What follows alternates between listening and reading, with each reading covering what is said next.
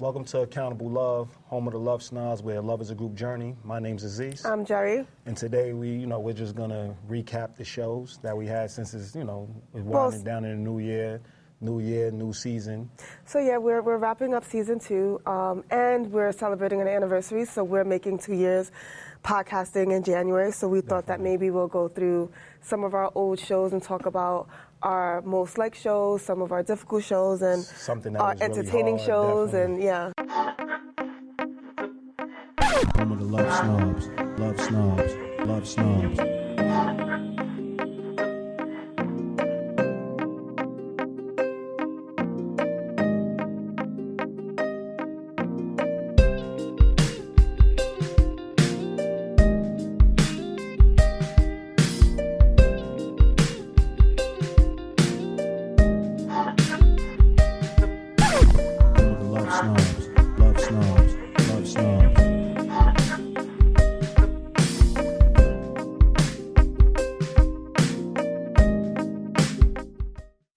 And, I think that we should set it off with me asking you, what was your favorite show? My favorite show was The Story of Us. Me not to talk to her. Well, I was talking to her. We walked up the stairs together and we were talking, but she had another guy she liked in her gym class, and she asked me not to talk to her because she didn't want him to think that we was together. I didn't say not talk to me. I said I didn't. See, the thing about Aziz, he's always been affectionate. So whenever we would see each other, we would always give each other a hug. But when we went to summer school, I did have my eye on a guy there that I had a crush on for a while. And so I asked Aziz if he could just slap me high five and not hug me. Yeah, see, this is where it gets crazy. Because, she hugged me every other time. She hugged me anytime she seen me. She seemed excited. And now all of a sudden she was acting fly. So, I just was telling her, like, okay, go in the gym class. Then you stopped speaking to me, right? Wait up. I said, go in the gym class with your loose spandex. Okay. I think that, it was a great episode to start the second season with. A lot of people have a lot of questions about our relationship. Oh, they have a whole lot of questions about the dynamic. Yeah, so we did the episode. The male and female dynamic. Yeah, and we did the episode wanting to shed light on our relationship, how it started, how did we get to the place that we are at today, and to kind of clear the rumors of, are we dating, are we not dating, are we having sex, are we not having sex, are we having, it was just all these weird... It was really just the episode to clear the air on our friendship, on our partnership, on our, us being co-hosts, being male and female, we dated before when we was really young. And now it's I guess since we're 40, since we're really young. years ago, you know what I mean? So, how people still just see that portion of it versus the fact that we have evolved into friends, close like family. I mean, I would say friends are closer than family, as we say all the time, because we pick them. But I would say that, we have evolved into that place where you're like a sister. I can see you naked, and then we'll probably be naked. That's not you're going to go right now. I like to flip it on you. Wow, that's funny. Yeah. It just won't even go that route. Likewise, I can see you in your birthday suit and won't think anything of it. So, it's been so long that we have, it's really platonic. Yeah. I know you're an attractive human being. I know you're an attractive woman. But at the end of the day, I can't see the same attraction that other people see. I watch men's heads still turn, and I'm like, this is just Jerry. You know what I mean? So I think that's what a lot of people, and obviously there's still questions out there for people. It's 26 episodes of our show, so people still didn't see the first episode, so they still have the questions because our chemistry, how we go about doing things, things of that nature, like how we have great chemistry. Yeah, so if you ever want to, go all the way back to season 2, episode 1, you can get a feel or get an idea of who we are and how we got to the place that we are today. And plus we evolved, we got better at it. Yeah, we did, So it's funny to see that first episode to now. I agree with that. Because the chemistry just got a lot stronger, and it's better that way. So what would you say your most difficult episode was? I would say, what do you bring to the table? Oh, that was a big one. Definitely. And I think that when we start to drop all the labels and the beliefs and all this ideals, and we just allow things to evolve naturally, I think that that's a more authentic relationship as opposed to all that other stuff that's cerebral. Oh, he's not supposed to be doing. He's eating a fork. He's eating with his left hand. It's too much. It's too much noise going. If I meet people all the time, and if you hear other podcasts where they say, listen, I cheated on my wife 17 times. I still love her. Yeah. How? And they have whole arguments with me. Like, yo, I love her, blah, blah, blah, blah, blah. And you know me, I'm a person that sits back, lets you argue, and I'll just poke, and I just want to hear what you have to say. I want to hear how your mindset works, and then I smash you. Like, yo, if she did it to you, do she love you? Had 17 men all up inside her. She love you? Hell no. Exactly. And I realized that as I matured and I narrowed my focus and I really figured out what my principles and my beliefs it narrowed the dating pool for me. So yes, now I don't go out on dates every Friday, and no, my phone is very dry right now, but but I know that when I do connect with somebody, it's going to be a lot more solid. Actual, where the love actually exchanged was when I was having one of those breakdowns. I was having a single mom, new mom breakdown. And he's not even 3 yet. He's like a month away from 3. And I'm yelling, carrying on about some shit that a 3-year-old is probably like, the fuck is she even, what is going on here, you know? And he turned around to me and said, why are you yelling at me? I understand you. And I was like, oh shit, like he's a whole person. Same thing when we have discussions or commitments and agreements with our partners. Those are things that have to hold us down. The principles that have to hold our foundation. So fuck how you make me feel right now, because 20 years from now, when you find your coworker attractive and we're in like a funny place, what are you telling me? So now you feeling organic with her and you're going to cheat on me? I'm going to tell you right now, we would never be together based on this conversation. Self-love started off with a different understanding, right? And it meant, making sure that you did all the work within to make sure that when you came to the table with others, that you showed up in a certain way, right? But we live in a society right now who is trying to escape themselves. I was saying what the most thing I notice about accountable love is being honest. Like, be honest all the time. Because I'm not saying you can't have 2 or 3 different girls, but you just can be honest. You don't have to have a girlfriend to be with 2, 3 different women. You don't have to. Why did you have to have this girl to have these 3? And it goes back to acceptance again, because a lot of times the guys won't, and it happens with women too. But guys, and to your point, they won't be honest with that girl that wants the monogamous relationship because she has something that they want. Definitely, they selfish. Exactly. I took the word right out of my mouth. So that selfishness is what makes them keep that girl around. Mm-hmm. Maybe her ass is fatter. That's your problem. Because it was like 10 people around the table. 10 people around the table. We wanted everybody to have a voice, everybody to tell their story, everybody to explain what they bring to the table, and then we want the dialogue to go smooth where everybody had a say. And we was passing the mics around and making sure everybody had a chance to speak. Yeah. So like navigating through that, we're used to just, having a guest, going back and forth, incorporating the guests, having their views, and then we just have a natural discussion because that's what we want. Yeah. We want it to be very natural.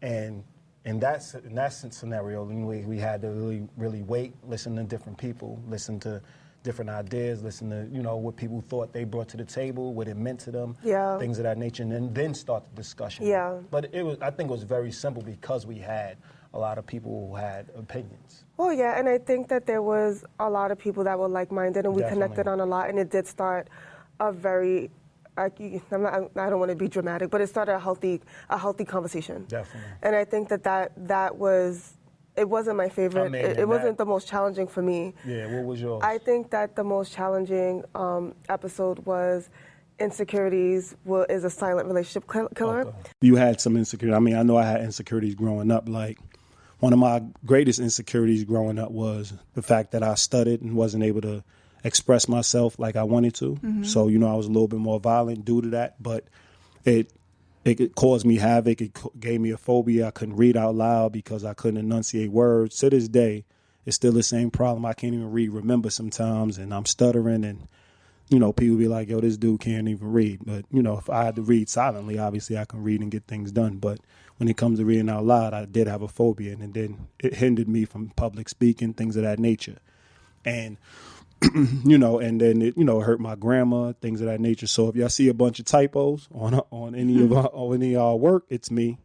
I mean, I would say, you know, I have insecurities as well. I mean, growing up, my insecurity was also being able to express myself. I didn't really have the tools growing up to express myself verbally, rather. So I used to shut down a lot and get angry. I mean, that's the easiest thing to do, right? When you can't verbalize certain things. Definitely.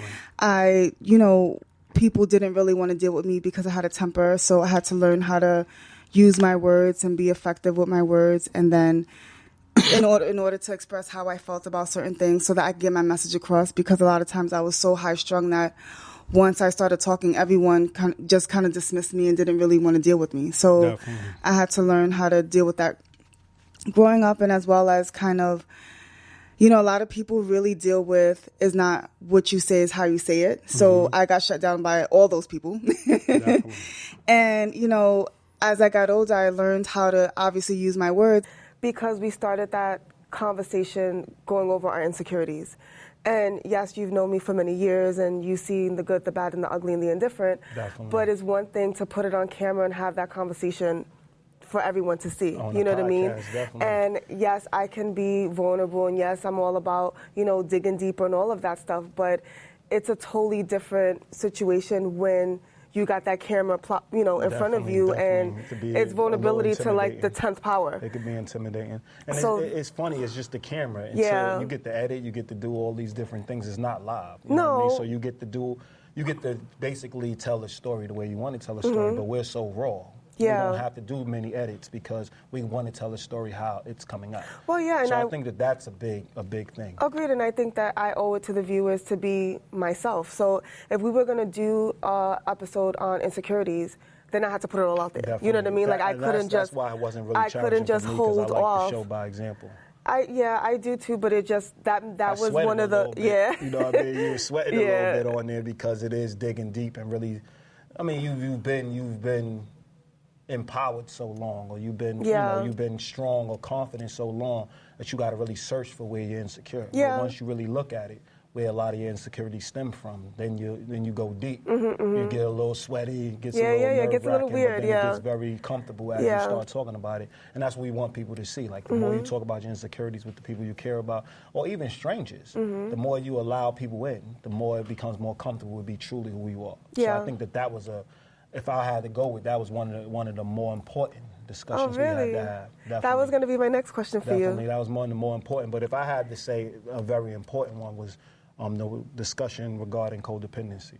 Agreed, but So- even on occasion, that's a problem for you, right? Definitely. So where drug use, period. Yeah, well, in the past, because my parents smoked weed, I grew up in an apartment where that was the norm. So Definitely. when I met a guy that smoked weed, it didn't really bother me as much because it's like, well, I mean, I grew up around it my whole entire But life. you grew up around it just because you grew up. There's people Doesn't that mean grew that up in it's right. abuse. Yeah, I agree, which doesn't So mean it right. that means Which you I had learned- a sickness as well. Agreed, and I had to learn that when I have my own child and think about the men that I'm bringing around. Like, do I really want these type of men to be around my child? You know what I mean? And Do they I can really be want- great people. They You know, just yeah. smoke weed, so you have a vice. And Yeah. in turn, you don't want your kids smoking weed, so that can be enough of a deal breaker for you not to let them in your life. Really? Okay. Definitely. Codependency, we talked about drug use. We talked Yes. about how we grew up in the 80s and it was a crack era. So I think that was very important for our viewers to see the era we grew up in, one.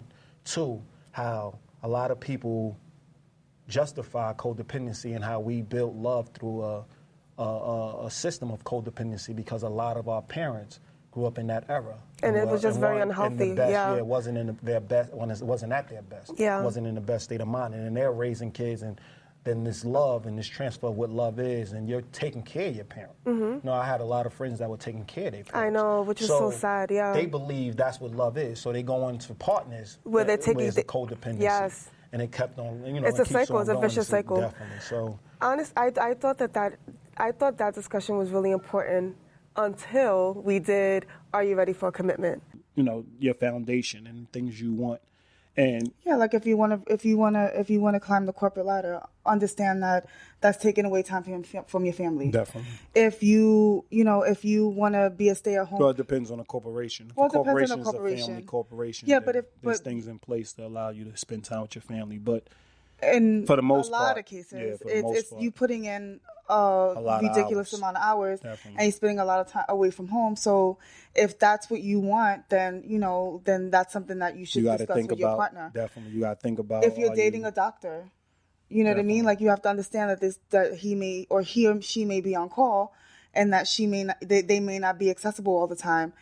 Is that something that you are okay with? You know what I mean? Like I think is those things as well. It's who I think it's really important to figure out who the person and yourself hold near and dear. Like Definitely, because some people's occupation is what Is they their want to life. get back Yeah, to the world. exactly. So- Definitely. There are people that sign on together to be swingers. Yeah. You know what I'm saying? And then when we look at it, one person like, really how- doesn't how want to could swing you- no yeah, more. yeah. And then it's like we look at that person, the other person is the bad guy because they want to continue to do it. But that's the relationship they signed on for. Yeah. You know, like there's certain times where you signed on to be, maybe the male signed on to be a stay-at-home dad. And then the woman is making the most money and making and making ends meet. And a lot of men look at that man as not being a man because he's not financially taking care of a woman. But if the woman is able to take care of the man financially, Yeah. he's able to take care of the house and the children. I think why is that a diminished role based on the fact that, he's choosing that route? Okay. Like, I think that was a really impactful conversation. We, so one of our builders, so we have a relationship building service, Definitely. right? So one of our builders is dating, and she suggested that, what are some of the questions that two people should ask when they're getting to know each other? Definitely. And so we did a whole podcast on it, and I thought that was a really good episode because we were also vulnerable in that episode as well. We We just literally asked each other questions. So yeah, we literally went through a list of questions and the it was just like asking each other key questions to determine if we are a good fit, not you and I, but if two people were a good fit or not. Definitely. So I think that to date was one of our most impactful because I think it's a tool that can help so many. Definitely. And it's timeless. And it's more structured, Yes. it's more systematic, so people can actually go on the website Yes. and actually go to our blog section, Yes, blog section, and then look up the 10 Yes. questions and actually go through them with their partner or go through them with Yes. potential partners or even go through them with friends. Yes. Or even take it by themselves and see what their answers would be. So it is a tool that can be used and transferable, whether it's not just audio, it's not Yes. just visual, it's something that you could actually read. And well, it is visual, but you can read it, and it's something that you can have. Well, also too, it gets the wheels turning, and I think that that's one of the most important things about Are You Ready for Commitment? Is we have a set of questions, and if you can't answer those questions yourself, then maybe you should think twice about Are you ready for? Are commitment? you ready for commitment? Yeah. Definitely. I would say like it's been wow. It's been 20. I mean, we got It's more been here. 26 episodes. Yeah. I would say like I think like introducing more guests.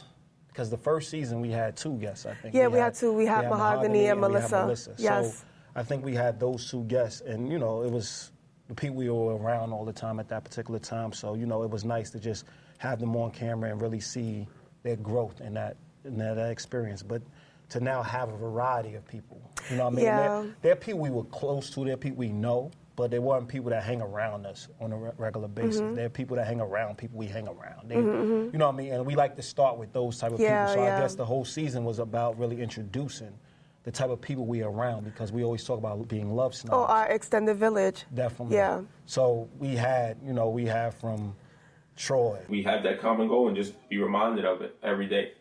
It would be my ideal situation. I would always kind of date the same type of guys. I would have the same type of friends because I Shy away from the word individuality because you're going into a partnership. To Jasmine with Vanessa. At this point, I'm working independently. And so, a situation came up where he checked me about my level of honesty. And I thought, wow, it's not just within us. It's also who I am outside of us, and how who I am outside of us also reflects us. There were 4 times your mom was on there twice. But through the generations and growing up, that's basically where I got my base from. That once you're in a committed married relationship that it's till death do us part. Which was great. Village, that was a great episode. Understanding of what a word means, but really can mean the opposite, right? Mm-hmm. So, I know chastise to be somewhat belittling, right? Definitely. And that shouldn't even be happening behind closed doors. Right. So exactly. So my not want to say question, but when I heard that, I thought to myself, I mean, essentially, we wouldn't be chastising each other anyway. Like, does checking or correcting someone's behavior automatically equate to chastising? Well, to some people, but not to us. But not to us. I know, but that's my point. We would have to look at, like, really dive into the definition of chastising. Well, I'm not looking at chastising. I'm talking about just bringing somebody accountable for what they just did. So that's another thing that I think that's another one that one makes me feel like warm and fuzzy. Definitely. Like that's another episode that we had, and it answered a lot of questions too, because we are not only we podcast, and we also believe in having a village and making sure that we have a support system that come together and I mean we move mountains. Making sure everything is linked. Making sure everything is a system we can rely on. Making sure like friends are extensions. Yeah. Like most people look at friends as just they live their own lives. Yes. We look at friends and we come as together extensions. for either to problem solve or when things kind of hit the fan, or the party. But it's really about us living our day-to-day life. Like somebody you can rely on, somebody and not even just relying on. Like if you are having a great day at work, or you're driving to work, or you just pick up the phone and you actually stay in touch with them. For example, what we do is we have a group chat, and every morning we send videos to let everyone know what our intentions are for the day. We set the intentions with each other. Definitely. And not only does it hold all of us accountable, but it's also a good tool to reflect to see who you are, where you want to be, and if you need to get, and how to get there. You know what I mean? Definitely. Like one time, someone called out that every day I'm talking about I'm not feeling well, and it made me mindful of, of what I was portraying or what my mentality was at that moment. So the light bulb went off because I didn't want to be that person, right? So what do? You change it. You show up. Yeah, so I think that, that's one of the examples of what we do with each other. But it was nice, and we didn't necessarily, it didn't translate all the way over in that podcast of what we do, but it was like a snapshot of who we are. You obviously can't capture it in an hour. I know. So I think we did a good job of capturing it. I mean, we invited, like I've known. We had Precious. Precious. We had a strong, what's the word, like self-esteem, or to know that women has been with so many men. Even like what's your body count? What's your body count? And I'm like 40. I mean, it takes time. You're gonna marry me? I think it would take time for anybody to digest so you have to that. Be strong. I think a man has to be strong in that sense to know that when a guy does come up to him, he'll be like, "Oh yeah, I'm stuck with your girl or your wife." That he has to be like, "Okay, well, confident. They have to be confident and know like." But I mean, we had X. I known X since he was a younger child. Now he's older. Raising a child, like the problems you run in, like you being the father and her being the mother. What problems would you say you run into? You see, like in the example, I'm running into a problem because I'm staying true to what we raised our child to be. Yeah. She, on the other hand, is like sometimes our doing her problem own thing. Is similar to not really similar to that, but I noticed that she's a little better with a child than I am. I still think I'm amazing with a child, but she's still better at raising a child and doing and remembering to do this and that and being in order with everything more than I am. Definitely. Just because I had a child before we had a child, I think I know more, and that's wrong. You know what I mean? Like he was a kid. I mean, I'm only 3 years older than him, but 18 to 15. Yeah, that's a big difference. Big. So like I met him when he was about maybe 12. Yeah. You know what I mean? So to see him grow to the person he's grown into, that was nice to see. Chris came twice. That's one thing I mean, we have to be more passionate about our relationships. And when it comes down to holding each other accountable, sometimes it takes that. Like it takes you have to have the passion to actually have your significant other, your friend, whoever it is, to actually, make that change. So you have to actually cross that boundary. Mm-hmm. You know what I mean? When you're passionate about something, you're not thinking about how you're taking it. You're saying what you need to say. You're talking how you need to talk, and you maybe you're doing it respectfully, I guess. But at the same time, you're saying whatever you need to say, and that's what needs to happen. You need to have that raw passion to get to say what you need to say. You know what I mean? And hold them accountable for whatever it is that's going on. To know how they met on the internet and what's the process. So, one of y'all can take the mic and then give us some explanations. Well, I think I had a little bit more experience with it, But 3 times. One episode we talked about internet dating. Well, we did the internet dating. Definitely. We did one with Laura. Okay. And then we did one with Jennifer, but we lost the one. We with lost one. The yeah. Of Laura and Chris. But so Chris has always been a good sport too. Like he's Definitely. always down and willing to be on the podcast, It's nice which to is see cool. how he has grown too. Like I met him in college. Yes, as a younger person, because I was older than him when we was in school, and he was just wanting to play basketball and then want to go to school and wanting to go to class. And I'm like, we're going back and forth about him doing what he needs to do, and now the type of person and type of human being he is and the type of integrity he has, it's nice to see. So I think we had, all wins. Yeah, going to the kids, what was your belief be with that? Because now you have a child. You have a child, so introducing, somebody new to a child. Oh, how do I feel about that? Yeah. Like, how do I... Oh. How do you go about it? Gosh, it's a very touchy thing. I dive in. I see what I'm dealing with. You dive in which way? What do you mean? In terms of conversation, like I really just take that time to figure out, who I'm dealing with. Okay. I definitely don't. I've gotten advice, from even my elders, both ways, in terms of how soon I should introduce, someone to my child.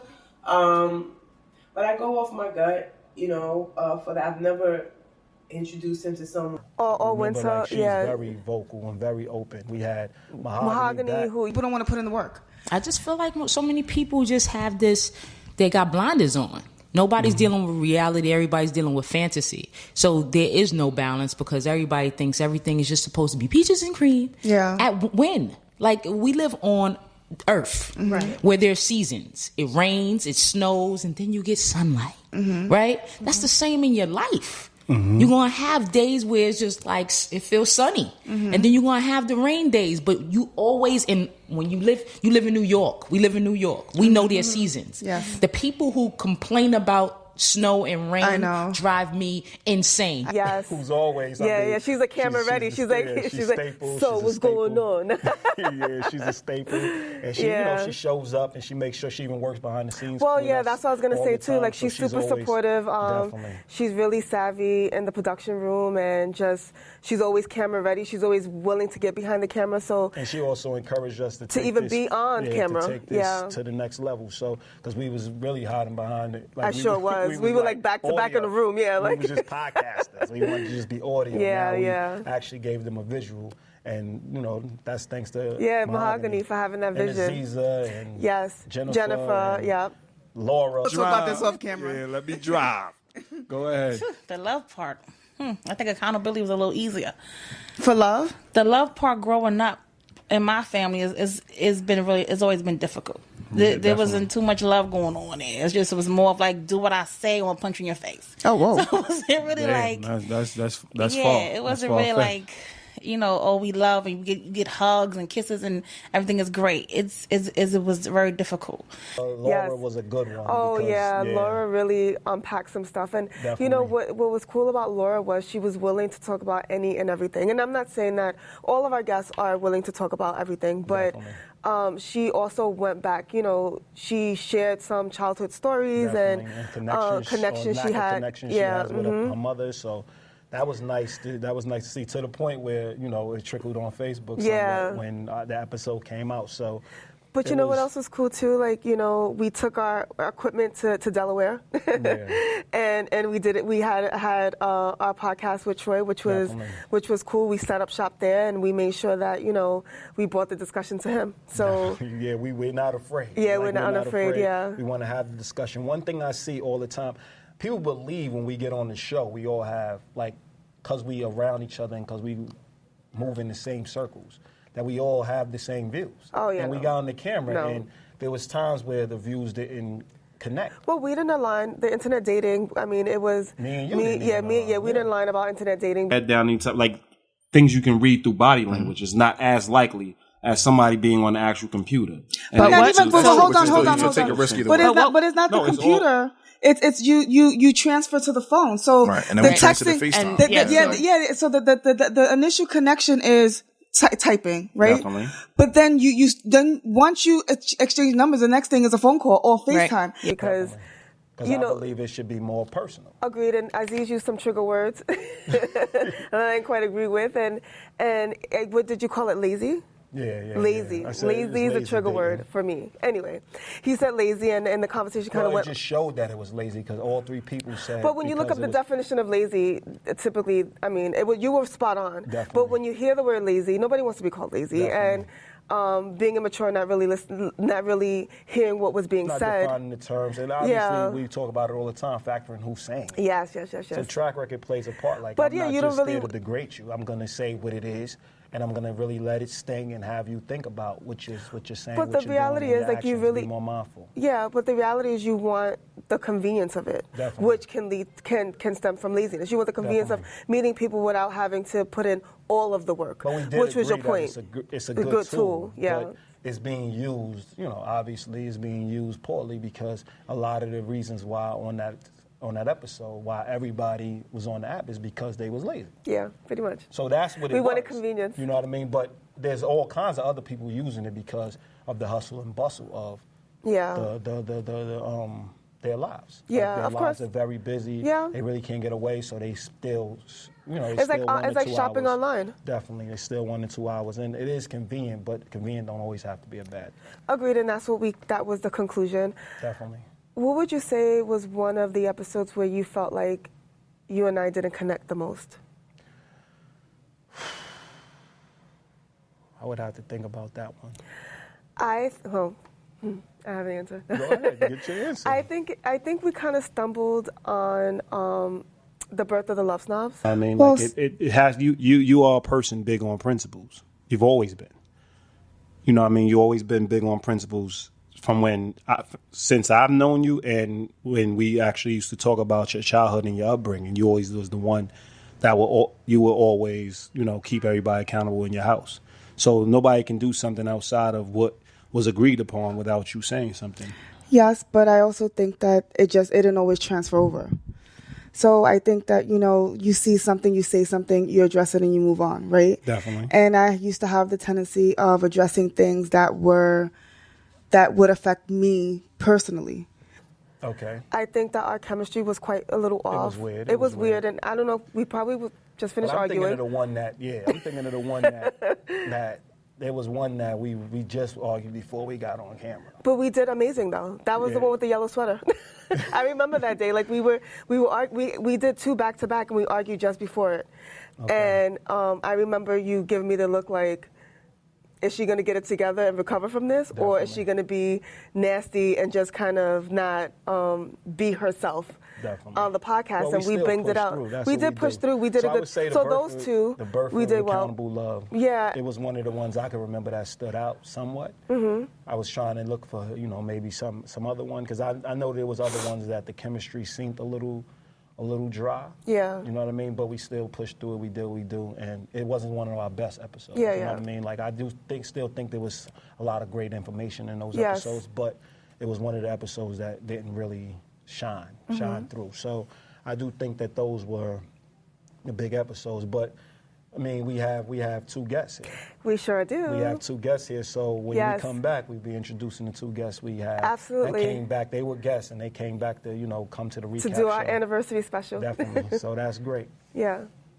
Yeah, accountable love is important work because it's challenging people to start a discussion that needs to be had with their relationships. Really, it's rewarding. It's nice to be in that position or be able to be that person to partner with Aziz to put something together to help somebody else. Work, and we inspire them to actually go out and really strengthen their relationship.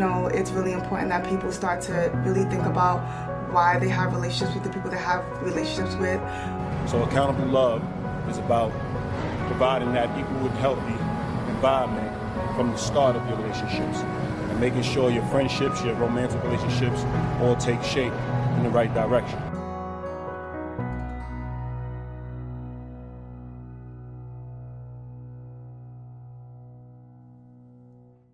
Yeah, we just came back from our short commercial break. We have 2 guests. We have 2 guests. Jasmine and Troy, Hey. who both came to the podcast. Y'all seen them on the second season. Yeah. Home of the Love Snobs. And You've seen Jasmine actually, like 10 4 times. Yeah. And then Troy came once. Hopefully he'll make an appearance in the third season. What was your experience like? It was humbling. I think growing up with you guys anyway, we had a lot of conversations about, just in general. Mm-hmm. And I mean, I guess I was a little nervous just doing it for the first time, not knowing what to expect. Definitely. But overall, it was a great experience. Yeah, nobody would have known that you were a little comedic because you was dead serious. You was that dead day. serious, yeah. Oh, That yeah, day, I was cracking jokes. She's You were cracking like, jokes. My man was like, nah. It's the classic. It's like, crazy. Nah. I feel like the sense of My humor throat was just subsided dry. as I got older. Yeah, It just started definitely. to dull down a little bit. Yeah, I mean, you gotta sprinkle it. You gotta Yeah. be, you gotta be more mindful. What about you, Jasmine? My experiences are always interesting because I feel like I learn so much, or like I hear myself talk and I'm like, oh, I should be doing better, in the sense of like I see where my where some of my flaws are, and I'm like, Yeah. like that's something I really need to work on. And then It's like you're super critical. You yeah, hypercritical of definitely. yourself. And then you see yourself and you're like, wow, I sounded this way, or well, I was being a hypocrite here because I know other ways, other days I don't do this or I do this. So you self-reflective. I definitely, I'm always That's good. self-reflecting, yeah. So it's like I'm self-reflecting while I'm talking to you guys, and then when I'm watching it, I'm also self-reflecting. So I kind of become a little critical, but in the same way, it kind of is just like, it just makes me think more of like how to take action, essentially. Definitely. Now you see who's our Socrates. 'Cause Yeah. We always tell her, you always philosophize. Yeah. We're like straight to the point. My girl be like, I was thinking about X, Y, and Z and thinking Yeah, about I'm X, Y, and Z. I'm always thinking. Yeah, but so we brought it to the show because we wanted you to actually expose yourself and actually see. expose yourself? Expose who she is. Oh, expose. Expose. I'm sorry, that's another trigger word.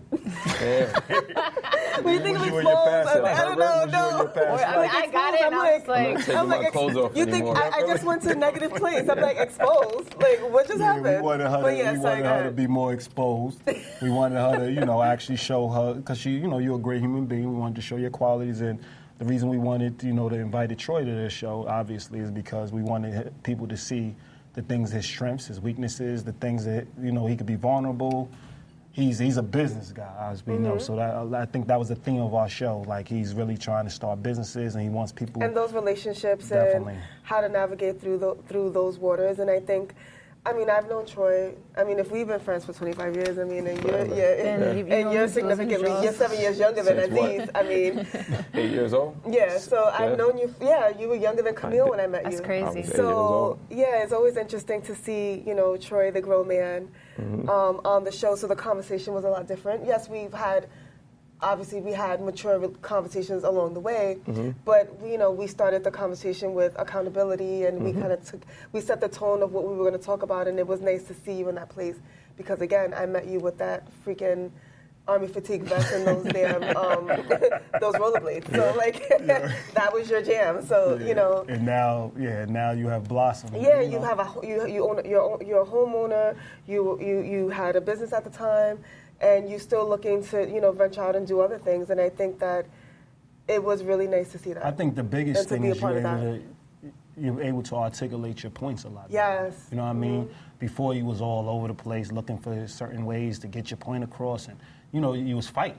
Yeah. Now you're actually sitting down having dialogue. And obviously we're brothers. We still go back and forth all the time. But I think now having discussions, you're able to actually have a point, pinpoint that point, and actually get it across. You had a direction. You came on, listen, I want people who are more driven in the same direction Yes. I'm driven in. They don't have to be clones of me, but they have to Yeah. make sure we like-minded and we on the same page. And I think it was nice to see that development. You know what I'm saying? And see that growth. I think that's very important. You know what I mean? Troy, did you watch yourself?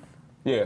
What did you I'm think? critical of myself too. So what I seen from me watching myself in the video was that you could pinpoint the nervousness. You could see where you are and when you kind of going over the same thing, and you actually thinking about what you're about to say. And I'm like, wow. But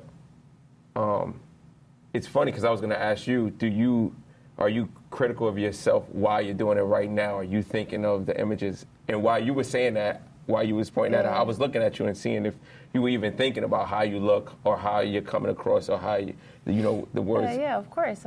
Yeah, of course. So how does that affect your, like, just your answers and how? I think it just makes me pause more and possibly like stutter maybe. But when it comes down to like my actual answer, I just say whatever the fuck I like whatever I'm thinking. Yeah. It's just a matter of how I'm relaying it. Like, you know, I might end up being repetitive or. And that's exactly the feeling that I felt actually shooting that first show. Definitely, and it didn't come across that way. Like watching it and listen, it never comes across as we think the same of ourselves. Like, but that's what I'm saying. When you are critiquing yourself, it's always going to be like zoomed in. And I think that's a big thing when it comes to being accountable in love, because nobody's going to critique you harder than you critique yourself. So the fact that people are so scared of other people's opinions, it kills me, because you're critiquing yourself as soon as you wake up. Get in the shower. 24/7. Put on clothes. And then when you get out there, you should have a strong confidence of what you're relaying. And then you're so nervous about what other people, or how other people will perceive you. Yeah, that's true. And I think our unit is a great unit. We had like great people on the show. I think people want more people that are controversial. More chaotic people. But we're trying to teach people to be accountable in love, so we need people who wants to join the discussion, not people who want to distract the discussion. So I think that that's important, and I think that would have been the nerve-wracking thing, because we not always on the same page when it comes to background. So that would have been the nerve-wracking thing for me, but I was like, let your story be told. I want to hear what you have to say, and we have the dialogue on camera. And I think the more we have that dialogue, the looser you will be anyway. For sure. We didn't even on camera, I don't think we agreed with everything, but we did come to a common ground where you do want somebody who is more like-minded. They're working towards the same goals you're working towards, not necessarily the same exact goal, but they have the same mindset. You know what I mean? And that's all we're talking about. A lot of people hear accountable love and they're like, oh my God, it's so rigid, so structured. No, we're just talking about honoring a promise. If you want to be a polygamist, honor it. If you want to be an entrepreneur, honor it. If you say you're somebody's friend and this is what the friendship is, we're going to actually build a business together, stick around and build that business. That's what we're saying. Like, be accountable. If you want to sleep with other women and you're with one woman and you let her know and she's okay with it, that's an agreement. Do your thing. You know what I mean? We're not talking about just monogamy and just Christianity and just Islam and we're talking about everything. Be accountable for what your words mean, and don't just say your words and change your mind. Everybody's thirsty with this change movement. Yeah, we forever changing. That's a guarantee. But it's the things that are stable that actually allow us to commit. And people don't really get that. It's moving and it's honoring your word. You know what I'm saying? We could all change. I could change my mind tomorrow, and then what happens? The structure falls. Absolutely. So it is about building the structure. So I think that's where all of the, like, having y'all on the show, it was nice to have, you being my younger brother. It was nice just seeing the development, nice seeing how different we are growing up in the same house, but how much the same we are. We got the same mannerisms. We always laugh about how we take pictures the same. It is and crazy. It's just weird, but at the same time, you're building your own lane, and that's all you always wanted, was to build your own lane. You grew up with everybody older than you, 3 older brothers. So and I learned a lot, and I learned a lot through that. But something you said earlier when you started talking about how we are our biggest critics, and when we go out in the world, things shouldn't really affect us because we are our biggest critics. Definitely. But the thing that I took from that was sometimes being our biggest critic, we actually judge ourselves so harshly. So the things that come natural to us, sometimes we judge so hard that we start thinking about how would people perceive us in the world. And that's why we feel, I think, that embarrassment, because we're like, oh shit, that was weird. Why did I do that? But we love it, but this is who we are. But being critics, sometimes we don't accept it as much. So that's probably why it's so hard. And I'm just speaking from experience and seeing other people go through it. They go through these things because they almost embarrassed doing it themselves, so they see other people. They don't want to be seen doing it. And that's the inner truth that a lot of people don't see. But when it does come out, that's when you get that nervousness and damn, did that really? Well, Well, it's an inside judgment. It's like, even like if I'm watching, I'm like, oh, like I wouldn't want to look like that. Or so I'm There you judging go. now. It's like I could look at her like, oh, you know, he just tapped his chin 3 times. Like, is he aware of that? Let's say, and I'm like, I don't want to do that. You know, so And it's then you also catch me yourself. being judgmental too, not realizing my own habits. Yep. You know, so it's like, I think where people don't understand is everything is a relationship. That's why we chose relationships, because everything's a relationship, and people don't even get knowing who you are is a relationship. No matter what. Yeah. It's a relationship, because she's seen you tap your chin 3 times. You probably didn't notice it because it's habit. Yeah. She's able to see something that you don't see and able to make you aware of it. So now you're conscious of it. So you can make the change or you can maintain it. It's a choice. It gives you more choice. And that's what relationships should give you, more choice. People think committing is less choice. When you commit to another partner or commit to more people, it gives you more avenues and it branches you out. Even though you have a narrow focus, it gives you more choices. Absolutely. Because you're aware of more things. I also think too, it's like we're unrealistic. Like we all have habits and we all have flaws and we have all these like little niches about us. It's like, what would make anybody think that we're gonna be perfect like every second of the day? When we see other people who are not, nobody's, and when I say perfect, I just mean no one is their ideal self every single day. In the sense of like, you know, like let's say your flaw would be like reading out loud, right? That's what you had mentioned before. And so it's like, that's what it is. You know what I mean? Like, it's in being in your head. Yeah. So it's just like why would I be worried about, I don't know, like licking my lips 3 times and you might be like, it doesn't matter, you know? So but like, I think the thing is that, you know, when the cameras start rolling, it changes the whole dynamic of everything. Because we sit around and have conversations all the time. Yeah. How many times have we sat in a room and we talk about all the some time. really profound things, and then, you know, it's not recorded. We're ourselves, we may have tapped our chin 3 times, we may have coughed, burped, or whatever, but the conversation is still good. We're still making good points, and we're not walking away thinking I could have did better. And even if something's being addressed, like Aziz is bringing something to my attention, Troy is calling me out or something, or I'm calling him out, or whatever the case may be, we continue to have the conversation until we get to the place where we are on the same page, and then we move forward. But no one's walking away bruised and feeling some type of way, because it's in the comfort of our own home, and, you know, we kind of doing our own or thing. maybe we are, but it doesn't really matter because we have our own space to kind of like, you know, take our time. When the cameras roll, I think that it does change everything, and it's being recorded, so you just got to go rewind that. Like what you said, you know, this is what you said and this is how you looked, and it can circulate forever. You know what I mean? And I think that that's what we are worried about. Unconscious. But I think to add to what you're saying, I think that most people fear saying things out loud to other people about negative things. Yeah, that's so true. I think they know how many times that they held back saying something negative to another person. So therefore, because when you look at the more confident people, they have no problem saying whatever they have to say negative to a person. So therefore, they expect the other person to say something negative to them if they have to. So they can walk away believing the person was as genuine as possible. But people that live in their head and never say the negative but say all the positive, they walk away always thinking that another person has something negative about them to say, because they're not saying the negatives. So I think that's where it becomes a little, and obviously we talk about it being accountable. Like, being accountable in love just means they'll open up. Positive, negative, deal with it and see if your relationship could sustain it. You get what I'm saying? Can your relationship truly sustain what you truly think on a daily basis? Yeah. Because we're all one bad move away from losing a relationship. And I want people to understand that. It's like money. You go in, you build collateral, but you can lose it like that in a blink of an eye. So you put your all into not losing it, to maintaining it. Once you have something valuable, you work hard to maintain it. Everybody goes with this growth and like always going higher. No, you maintain it. It's so hard to maintain something. It's easy to grow something. It's easy to lose something, even easier. Yeah. But it's hard to maintain something, and that's what people fear. But that's in every aspect of life. stability. Yeah, absolutely. Like everything. Like you think about anything that you put up, that you plan on doing. If you can't maintain it, that's what people fall short all the time. They either absolutely like your weight, muscle gain, weight and anything. Well, finance, all of it. Yeah.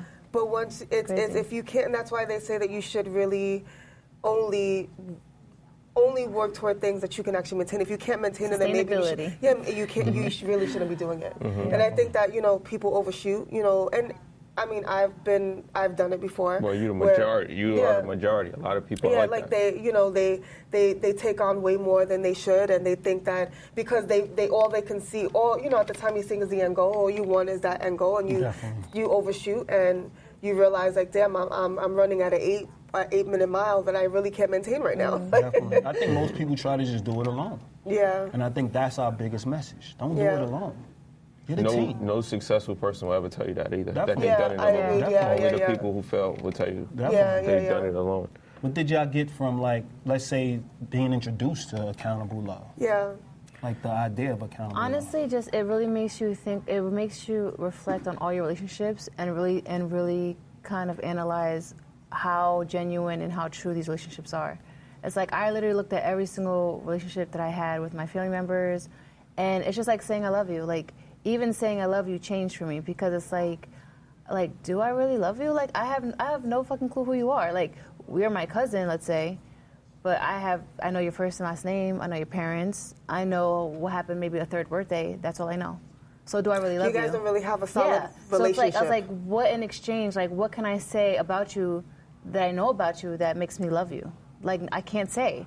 And so because you care about your bloodline. Exactly. So it's like I care about you, but the love is a whole different thing. When you think about accountable love, it's like I need to know who you are to be able to love you, to be able to care for you, to take the time to commit to you. To commit to you, to negotiate, to draw up a contract of what I can give and what I can take. And we don't even have that contract. Definitely. So do I love you? You know what I mean? So for accountable love, to fully answer your question, yeah, like it just makes you really reflect on all your relationships, the depth of them, and maybe you think about future relationships and like how I'm going to carry into those future relationships and kind of questions I will ask. Definitely. You know, where before I wouldn't have even asked. Like I had listened to a prior podcast, and we were talking about like what's your purpose. And when you think about that, it just seems like a general question everybody throws around because a lot of people don't know the purpose, right? So it's like, oh, I don't know, one day I'm going to do this. But you don't think, okay, now I'm committing to, let's say now I'm with Troy, I'm committing to Troy. Troy doesn't know what his purpose is yet. But now he wants to go to fucking Africa and help the kids. And I'm thinking like, that's not what I want to do. Huh? Welcome to Kanye West. You know what I mean? So exactly. So when I'm looking, I'm like, this is what I bought into. You know what I mean? So that's a question that I probably would have said, I wanted, my main base is in New York, right? But I also want to support you in your dream. And then 10 years later, his dream is to not be in New York. You know what I mean? So these are conversations that, although there were some questions I knew to ask, there are also some questions that made me think in a whole different manner. So accountable love makes you think outside the box. It makes you really look at all the things that we kind of ignore day to day and like really be like, yo, you know what I mean? Like having how many sex partners, I'm like, yeah, I'm going to ask that. You know what I mean? But what does it really say about the person who had tons of sex partners and let's say got somebody who's more committed than somebody I can find? Like it really just makes you really think about those things. Definitely. How about you? What was the question again? Oh, my bad. Yeah. But then, like, when you heard the term accountable love, after the podcast, how did it change? Like, when you actually hear accountable love? I don't know so much of a change for me. It just made me more aware of who you keep around you. Your immediate circle and the people who you pour into. Are those the people who are going to be there pouring back into you and making you your better self? And that's what I got from it in a nutshell. But yeah, that's it, actually. That's it. Well, that's good because we ran out of time anyway. We ran out of time. Thank you, Jeff. Thank Jasmine. We want to thank Troy for coming and joining us in our recap show. We appreciate it. I mean, I hope everybody have a great Christmas and a great New Year. Holiday. Have a great holiday. Excuse me. Have a holiday. Yeah, have a great holiday. Have great holidays. Period. And a great New Year. Just in general, overall. My name is Jerry. My name's Aziz. Peace.